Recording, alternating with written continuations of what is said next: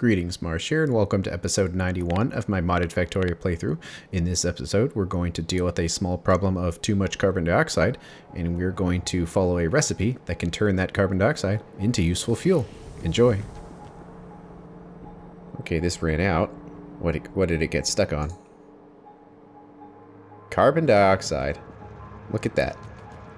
It's a nice byproduct to have, but I don't think we can really dump it into anything. Let's search. What does carbon dioxide go into? We can make methanol, but can we burn methanol?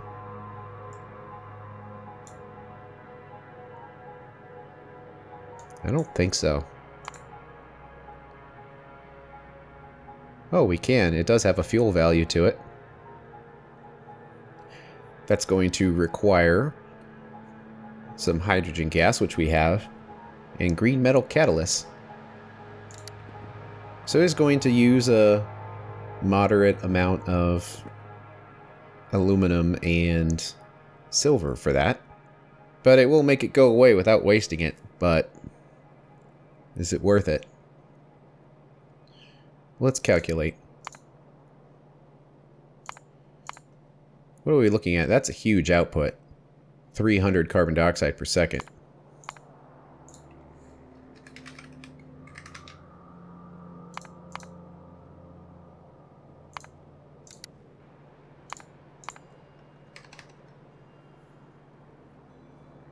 Doesn't take very many chemical plants to make happen, though. So what would this do? It would take 33 kilojoules of hydrogen and turn it into 101 kilojoules of methanol gas. So that's actually pretty useful. How many materials would we be getting rid of to make that happen? It's actually not that bad. 0.3 of each per second. That's pretty slow. So we are going to be consuming aluminum and silver, which is kind of bad. But we won't be wasting all that carbon dioxide, which is kind of nice. So we're getting a little sidetracked. But that's okay. Let's take care of this carbon dioxide. Well, we're going to need to be near hydrogen. So either we're going to have to pipe hydrogen out here or drone the materials out to where hydrogen is, which probably makes more sense. So we're probably going to need a drone here. Let's make a supply depot. And do we want to put a drone path in here rather than having a long belt? It's a pretty straight path right here for it to fit. It is getting close to this patch, but that's alright. You know, just as long as most of the patch is free, that'll be okay. Yeah, we can like come up to here or something just to minimize the amount of belts that have to be run.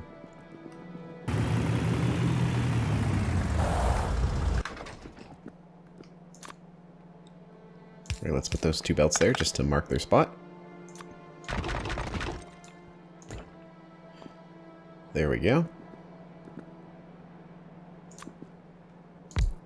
So there's our supply depot.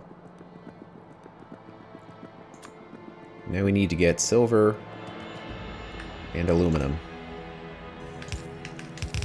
Come in up here. Then they can combine. One on the left, one on the right. And a little bit of zigzag going on here.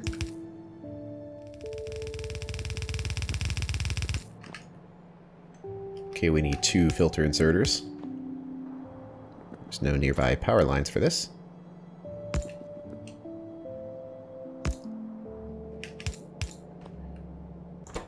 We need to set 1.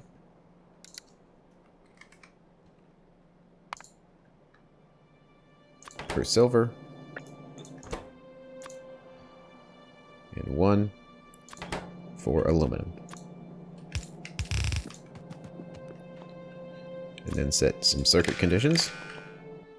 We want to have 1 truckload of each, which is 400, so silver has to be less than 400. And same here, aluminum less than 400. And those will slowly fill up. Okay, here's our hydrogen burners. And is carbon dioxide somewhere nearby? It should be. Over here. This little spot right here might work out pretty well because we got hydrogen right here. And the carbon dioxide right here. So what kind of machines are we looking at? Not too many. Just 4 chemical plants and 1 assembly machine. I guess one other thing we need to calculate is how many boilers are we going to need to go through all that methanol gas.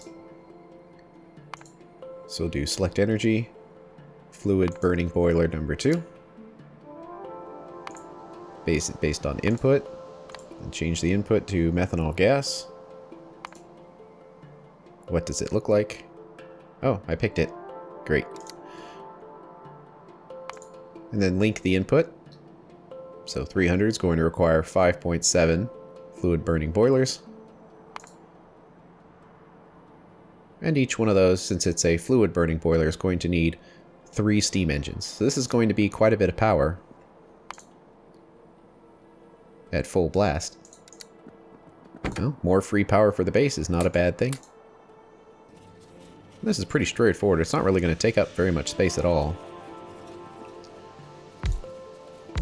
But let's just plop 4 of them in there. Methanol gas.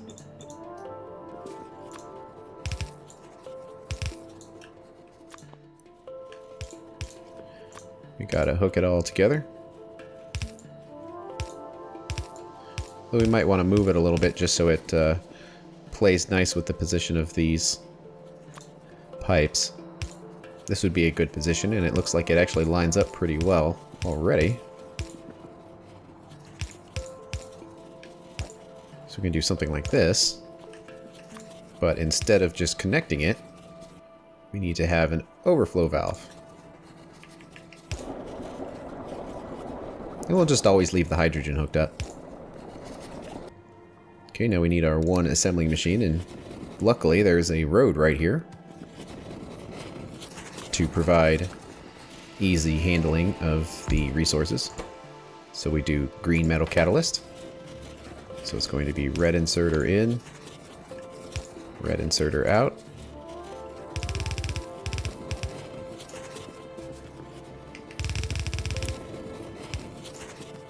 And we'll probably want to have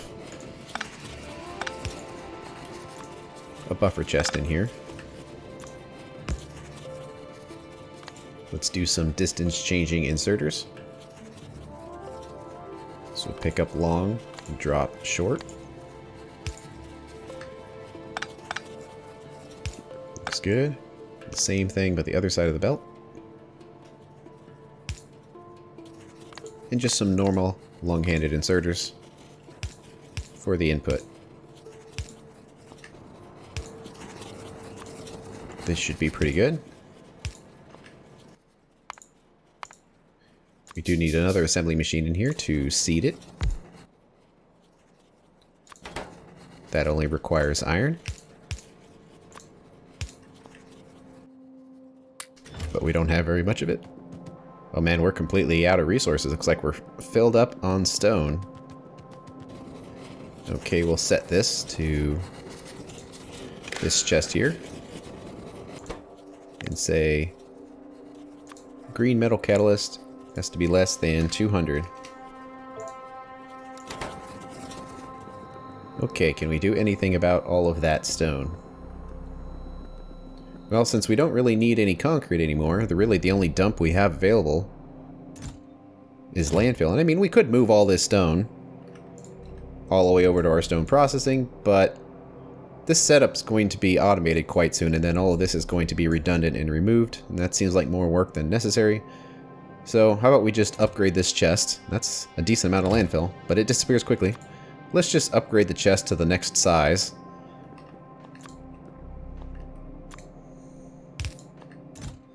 Just to keep it going.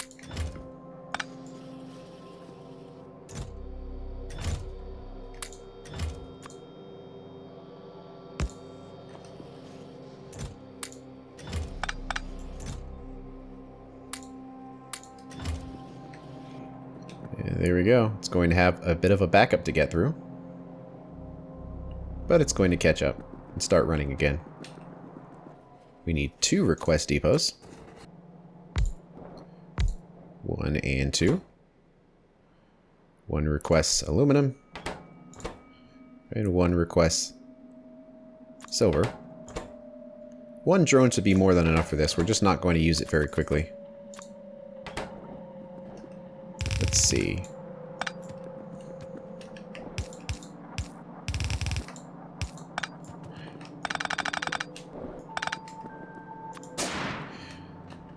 That ought to work just fine.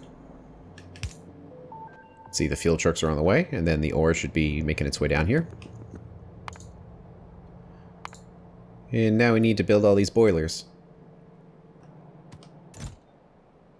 Now that we're building some boilers, we could make use of those steel bearings we made, because boilers are one of the few things that use them. Let's see, where to put all these boilers. This is an open space right here, and we want it to be fairly close to this so the fluid doesn't have to travel too far. Also, being in close proximity to water would be nice. Not sure what the better water would be to use, up top or down low. Well, this water's closer, but it's kind of busy here as far as belts and pipes are concerned. So maybe we should come from up here. How about like that?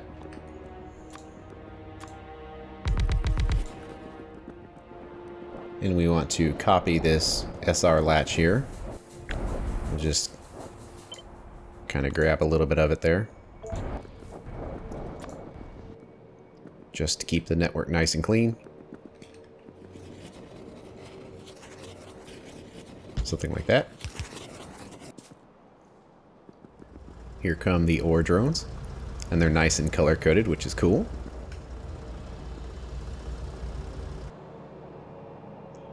And in fact, this process is going to start up. Won't run for very long, but it will start up here.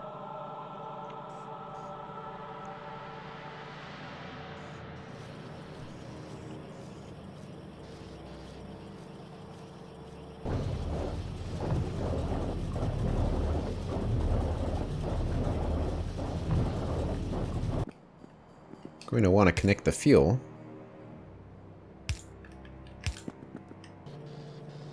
And we'll want a bit of a buffer tank here so we can control the logic with it. So let's run our wire over there.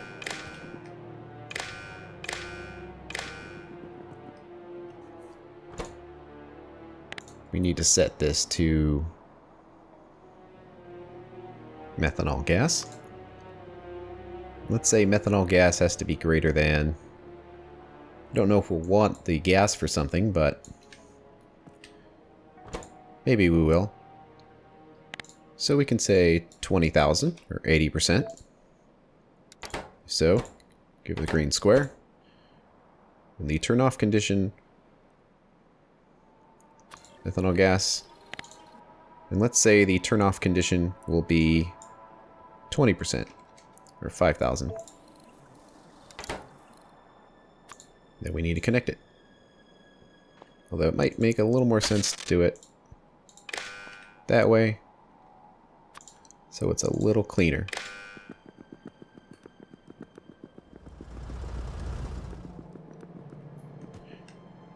Okay, it's seated.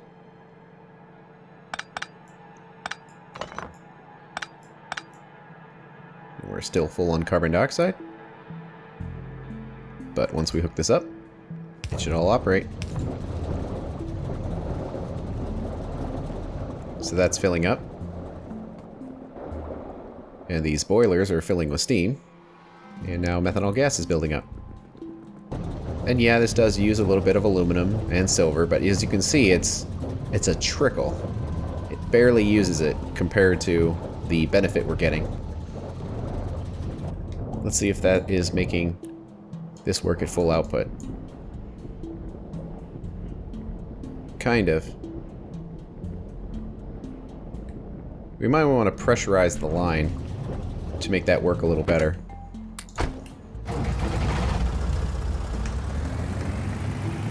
Because it's coming from so far away. So let's put a pump in here.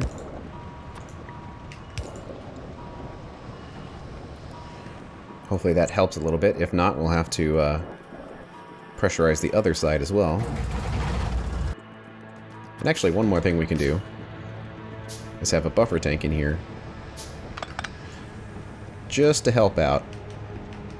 So whenever there's any flow problems, buffer tanks will go a long way, especially if the pump is stuck into the buffer tank. Of course, it's going to be really low right now. But it seems like the rate is going up, and it shouldn't be. It should be balanced. Unless we're producing carbon dioxide from other means as well. Well, let's see what it looks like on the other side here. It is not running at full blast. Okay.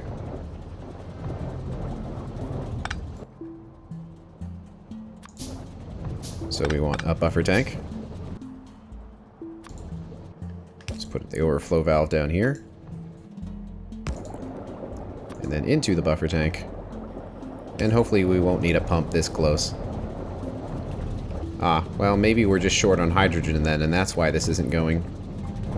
Well, since we're actively using hydrogen here, we probably should store a greater amount of it on hand before we burn it. So we can change these numbers to be the same. Fill up to 20,000.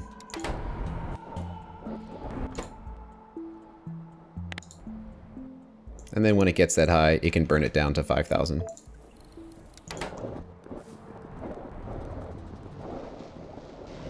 So that's fine. If there's no hydrogen, there's no hydrogen. And we'll need a provision in here in case this gets overloaded. So what is the way of getting rid of carbon dioxide?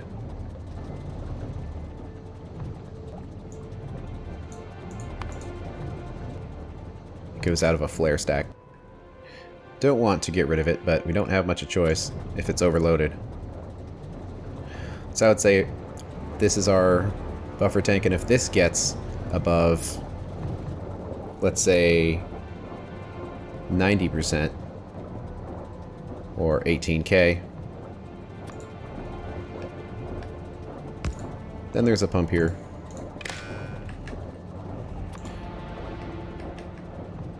And it goes into a flare stack. So enabled condition, carbon dioxide is greater than 18,000.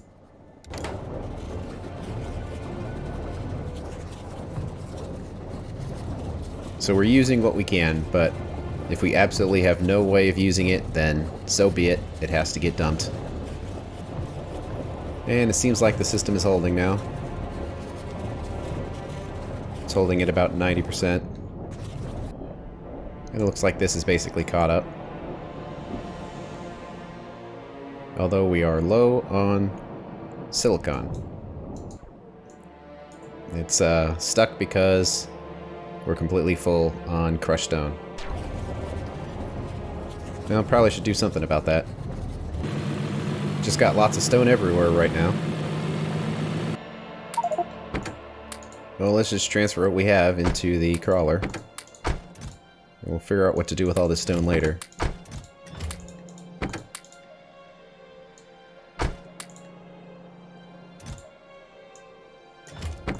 There we go, that should be good enough to operate. Okay, we need to design our crushed stone handling. So we need to build this setup right here. Then we need to kind of copy this. Since we use hydrogen for other things, we probably want to have some more logic in here so we're not just consuming all of the available hydrogen. We want to keep some on hand for other processes. So let's put a pump in there, and then we're going to need to run a wire pretty far. Might be better just to place a power pole right here so we can go direct. So let's say we want to have a minimum of 5,000 hydrogen before this will actually run. Just so we're not monopolizing all of the hydrogen. Hey, and carbon dioxide caught up. And ran out.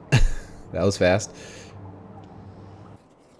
Okay, we need to build this design, but only use half of it. So let's place it down right now.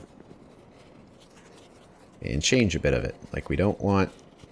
Although, actually, we might actually want that up there after all. I was thinking we wouldn't want it, but the actual process to which this works is very similar. Just less of them. So we wanted to cut off half of it. So something like this. Then we needed 9.7, but we can kind of accomplish that by cutting half of that off. This should be good enough to test, so let's build it. Okay, let's modify this design. There's a couple of extra pipes in here. So how many water treatment plants supplying fresh water? 2 of them. So we don't need this one. We need some of those top-up valves. And we just have the buffer tank in here. Then we need 2 handling the sulfur. It can also probably just fit right here. Because of the positioning of it, it might make more sense for this to go over here. Let's see, I would like it to come in here if possible. So we can kind of move it up there. Down in there, it goes underground. Then we'll show up over here. We can just kind of squish them in here. Probably should place them out this way. And line up their output right here. Ah, yes. I noticed the saline water isn't connected, which is probably a flaw of the other design as well that was fixed. So we need to do saline water. Then probably space these out by 1.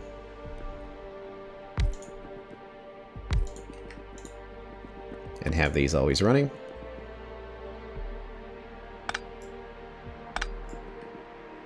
Okay, that saline water needs to be hooked up to something, so I'm going to just put a line of pipes there to remind me.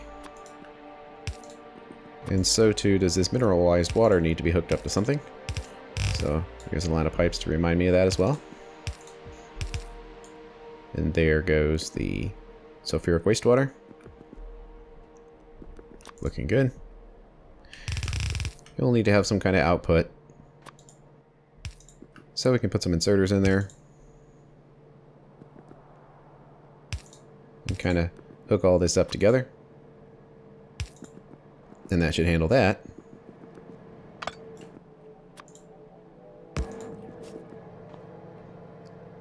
Then we kind of want to line this up. Don't have to, but it would be nice. Because straight and square is good. Okay, we just need to line this up. Okay, seems pretty good. But is that enough belts? No. Because we have... all 6 belts need to come in here. And we need to have 2 stack inserters for every liquefier. And because of that, we might want to have 12 machines just to make it symmetrical. But let's pick all this up.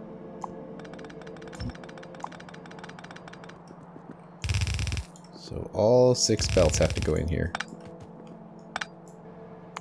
So it's 1 red belt for every 2 machines. And we probably don't want to have any distance changing inserters for this.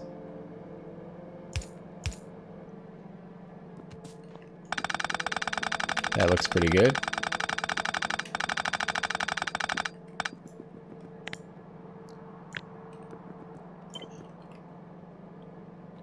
Then flip the thing and put it on the other side.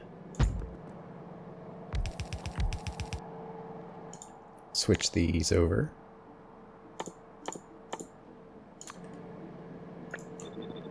To crushed stone slurry. And then just got to get them lined up here. Actually, if we change this to be the other direction, make it a little simpler. And then, as a result, it can get squished in.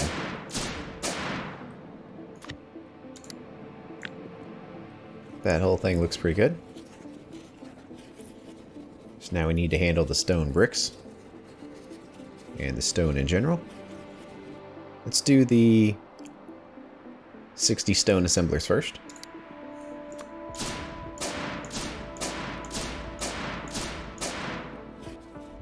What kind of input here? All 6 belts. So that's 10 machines for 1 belt. And it's going to be compressing them in half.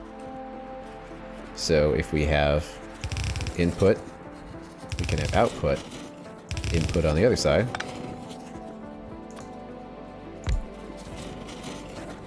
Then 1 on each side.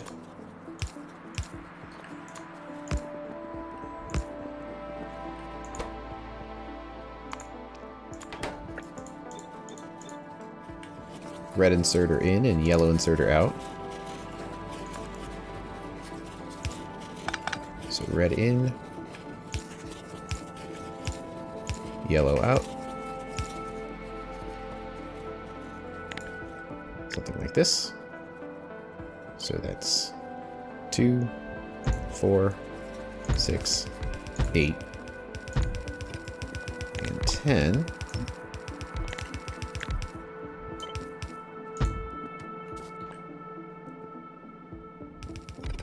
Get rid of the extras.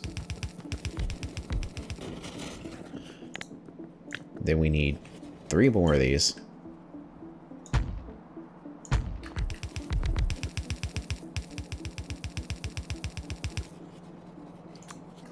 Okay, we need some lights in here.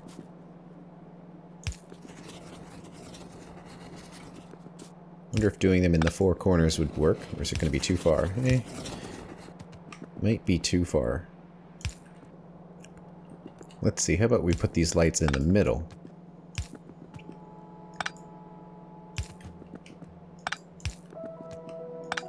Put these in the corners.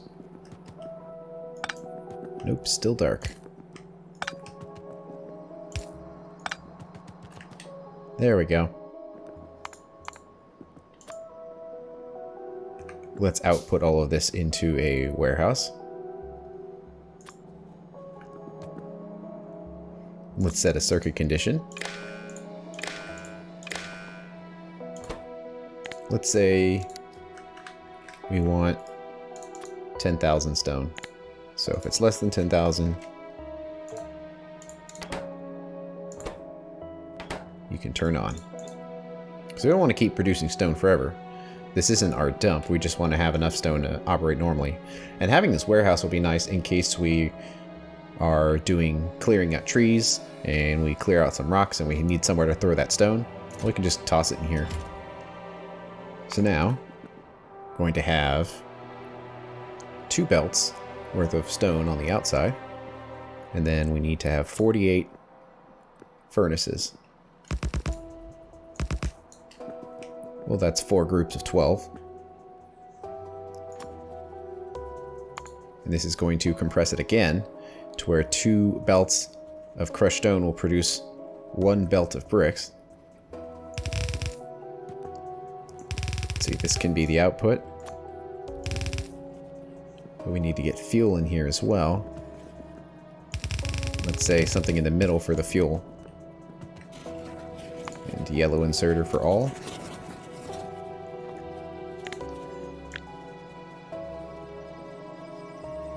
And let's copy this to the other side. We have 1 extra square in here.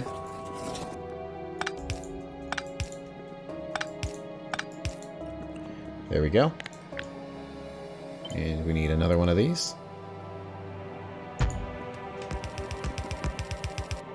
Okay. Pick it up again. And then let's center it. Which is about right here. We need 2 belts going out. Which should work pretty well right there.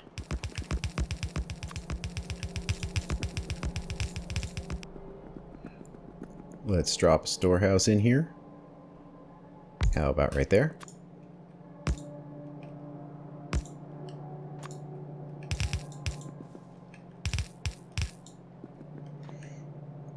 And a circuit network.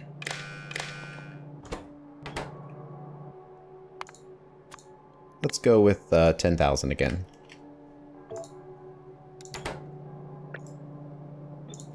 And we'll probably need some lights in here.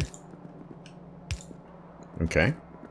So we have stone into slurry, stone into bricks. Then we have stone into phosphorus ore.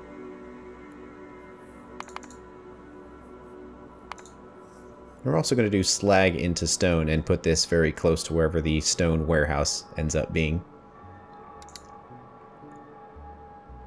So I think we're pretty good.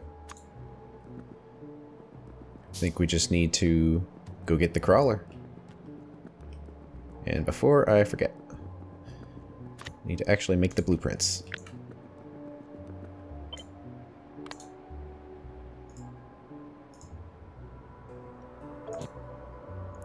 So those are the crushers for the stone.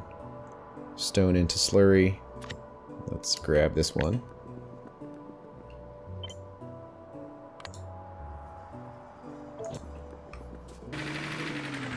Uh-oh. Stone is clogged up again.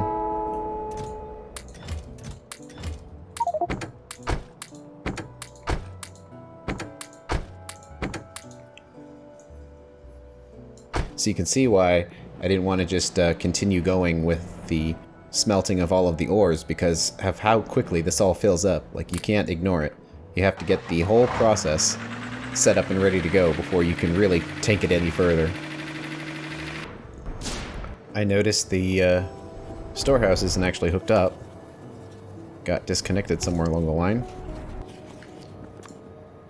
But that is important,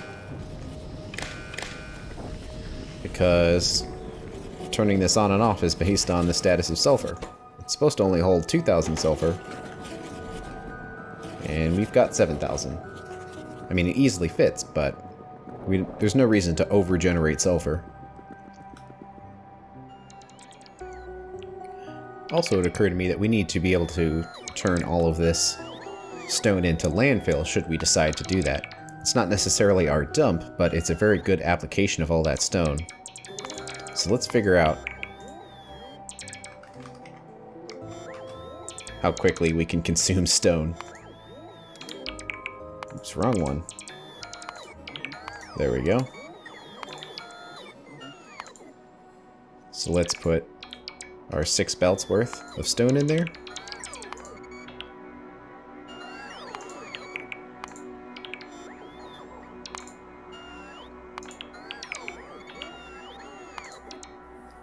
There we go.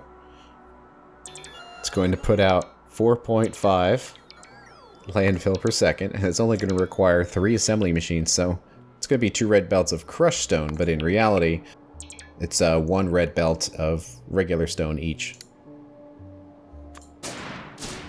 Are they done? Mostly. And that's it for this episode. In the next one, we are going to finish up with our stone processing setup. Thanks for watching. I'll see you later.